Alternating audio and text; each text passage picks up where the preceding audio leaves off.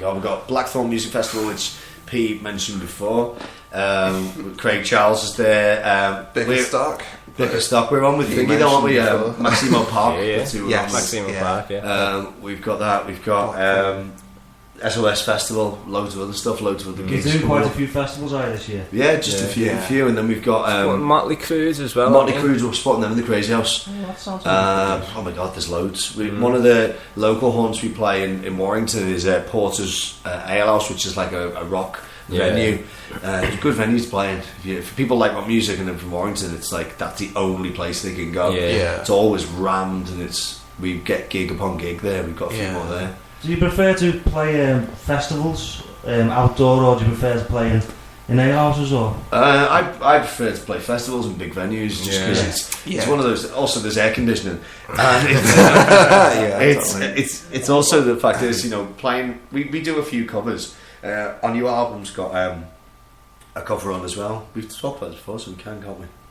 Do it. The cover. Yeah, we have. We've got a cover on our new album as well that we've got the rights to. We are releasing a mashup, which is Metallica, Sabbath True with Stevie Wonder's Superstitious. Oh, that's excellent. So it's called Sabbath Superstitious. So did you actually buy the rights for that? Did you? Yeah. So we can release it. So that's going to be the last track on the new album. But the reason why I mention that is because that's sort of, we only like play. We've got Give In To Me by Michael Jackson as well. We play that on one of our other EPs, and we like playing covers. But playing too many cover shows, you kind of limit yourself when you play your own shows, because people have seen you do them before, and you've got to think of another cover if you want to throw something in, because it's always good to have something in the back line that, so if a show's going down the pan, you can throw a cover in. But the reason I mention that Sabbath Superstitious is because everybody seems to love that. You like Stevie Wonder, you like Metallica, it's all good. But do you guys earn a living from doing this, or do you all have your own jobs? We all have our own jobs as well. I'm a prostitute. I make money by the Royal Hospital as well. P's my client. So we all kind of make a living from P. I fund them all. It's hard work, though, isn't it, when you work full time? You've got to do the band thing and that, But it's rewarding, isn't it? You obviously must enjoy it, otherwise you wouldn't do it. Yeah, well, that's the thing. We work hard all the time. We practice, as much as humanly possible, and we just kind of, like spending time with each other. Weirdly, that sounded gay, but it's true. I wasn't going to say that. One of the things is like, it's the only band I haven't wanted to punch anyone's head in that I've been in with. So I think that's a compliment in itself. That's quite nice. Yeah, it is. I've never wanted to twat you. No. Punch walls a couple of times. You've punched walls. You've punched walls a few times. That was mainly with Probes. Our old guitarist, me and him never seen eye to eye, and it was not. We always thought it was the typical lead guitarist singer mentality. It wasn't. He just didn't know what he was talking about. So that was how it was, and I used to get frustrated. I walked out a few times because I'm just like. He basically wrote a new song, and it was Garden of Eden. The song Garden of Eden. And I said that's Garden of Eden, and he would not accept it. So I even So I got it up on YouTube and was like, "Here it is. You play yours, and then I'll play this." And he was like, "It's totally different. You can there's a finite amount of chords that you can put together." And I was like, "Yes, there is, but." You don't necessarily have to be robbing someone else's just perfect. Change it around a little bit. Exactly. And for anybody who's enjoys what you're about to play for us, where can they go and check you out online? We've got Facebook, my house. Go to Ian's house. That's right. Yeah, give you a hug. It's it's Facebook, which is matchstickmen.band. We've got Twitter, which is @matchstickmen, which is ours and not the Swedish duo that tried to sue us for them. Oh, the Swedish Matchstick! I love the Swedish Matchstickmen though. Have you listened to them? They've got like 3 people on the Twitter. Yeah, they're great. They basically I'm one of them. They contacted us. You are. They contacted us and said that they're going to sue us if we don't give them the handle on Twitter. No. And then we said we've got more followers than you, and they didn't get back to us. Go away. So you put your foot down there. I also said you can buy it off me for 20 grand. Yeah. So. Yeah. it's a bit stupid if, you can understand if they got 500 likes, 500,000 likes. Yeah. Maybe you might have to play a bit chicken and go. They had 3 and P was one of them. So.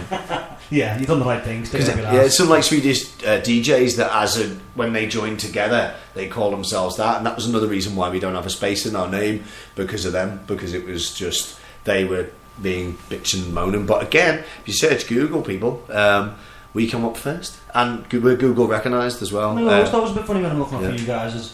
Is it the Matchstickmen, or did you just Matchstickmen? Just Matchstickmen, all one word. Yeah, I suppose you're kind of forced into saying when you say it, it's fine.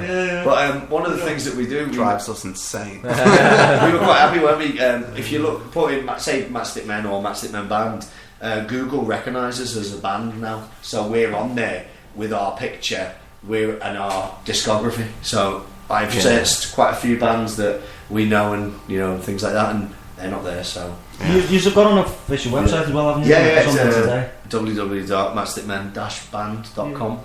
Very organised as well, like I said previously. So everything that you need, guys, will be on there.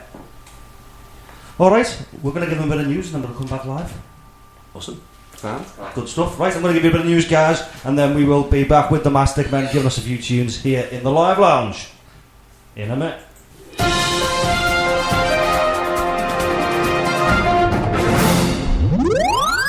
Labour's Foreign Affairs spokesman Hilary Benn has been sacked from the shadow cabinet in an escalating row over Jeremy Corbyn's performance in the EU referendum campaign. Sources close to the Labour leadership accused Mr Benn of disloyalty after newspaper reports said he'd been trying to coordinate shadow cabinet resignations if Mr Corbyn ignores the result of a confidence vote tabled by 2 MPs. Mr Benn responded to his sacking by saying he had no confidence in Labour winning the next election with Mr Corbyn as leader. Here's our political correspondent, Ian Watson. Hilary Benn was sacked in the early hours of the morning. A source close to Jeremy Corbyn told the BBC that the party leader had lost confidence in his shadow foreign secretary.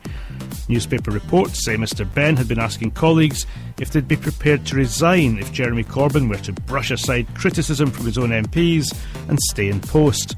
In a statement, Hilary Benn said there was widespread concern amongst Labour MPs and in the shadow cabinet about Jeremy Corbyn's leadership and his ability to win an election. He added that he'd told Mr Corbyn this in a phone call and was dismissed from the shadow cabinet as a result. The Business Secretary, Sajid Javid, has called a summit of business leaders and foreign investors to try to shore up confidence after the decision to leave the European Union. Writing in the Sunday Times, he says he wants to put voters' wishes into action in a way that ensures the UK continues to grow and thrive.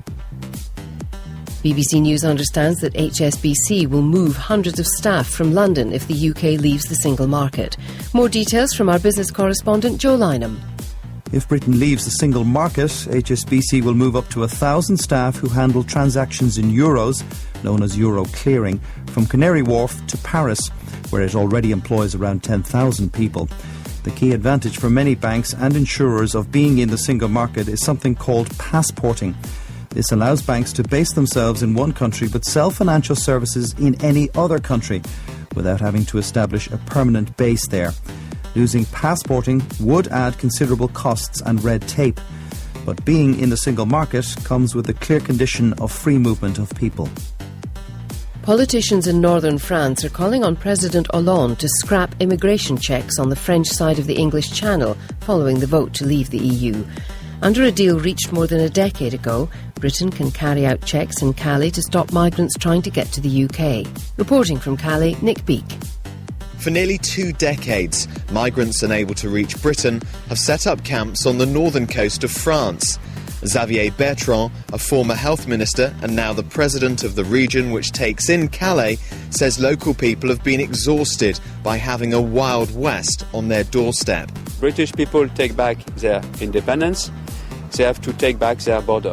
French ministers have said publicly the 2003 2K deal will not be torn up because of the UK leaving the EU, as it was a bilateral deal between the two countries. People in Spain are heading to the polls for the second general election in 6 months to try to end the country's political gridlock. December's vote was won by the right-wing Popular Party, but it failed to secure an overall majority. And since then, all attempts to form a coalition government have been unsuccessful. A ceremony will be held today in the Tunisian resort where a lone gunman went on the rampage a year ago, killing 38 people, including 30 British holidaymakers.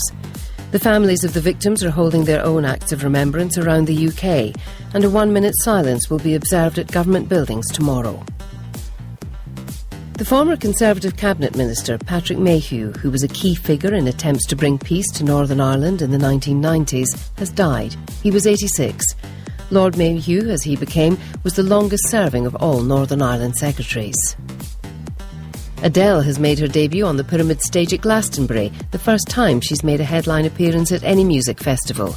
She took to the stage in front of tens of thousands of people and left fans delighted. Never mind, I'll find someone like you. Emotional, intense. Her passion is just incredible. She's just gorgeous. She knocked it out the stratosphere. It was all about the interaction. She was right down in the crowd. She was bringing people up onto the stage. She's just so natural. Like, she just makes you feel like you're in her front room. The British boxer Anthony Joshua retained his IBF heavyweight title in London last night, knocking out the American Dominic Breazeale in a flurry of punches.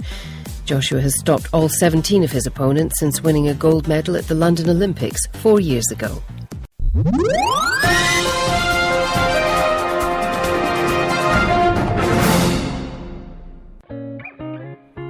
You say I love you, boy, but I know you lie. I trust you all the same. I don't know why. When my back is turned, my bruises shine.